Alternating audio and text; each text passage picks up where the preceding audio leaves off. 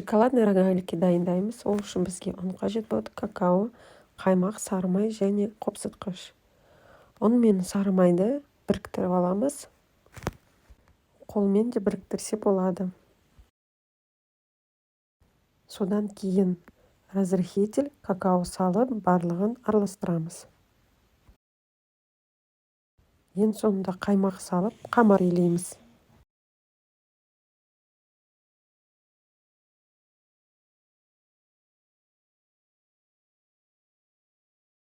Қамырды жарты сағат холодильникке тындырып қоямыз. Жарты сағат өткеннен кейін қамырды төртке бөліп аламыз.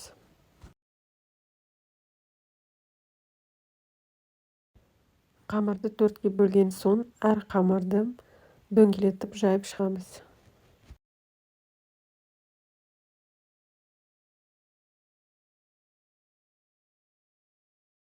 Дөңгелек қамырды 8 бөлікке бөліп аламыз.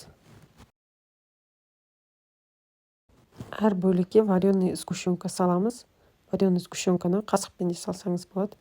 Мен кондитерский мешокқа салып алдым. Енді рогалик сияқты қылып түйіп шығамыз. Қалған қамырмен де тура осындай процесс жасаймыз. Әр қамырды жайып 8 бөлікке бөліп, салмасына вареный сгущенка салып, орап шығамыз. Рогаликті 180 градуста 20 минут пісіреміз. Рогаликтер осындай болып пісіп шығады. Рогалик суығаннан кейін сахарный пудраға аунатамыз.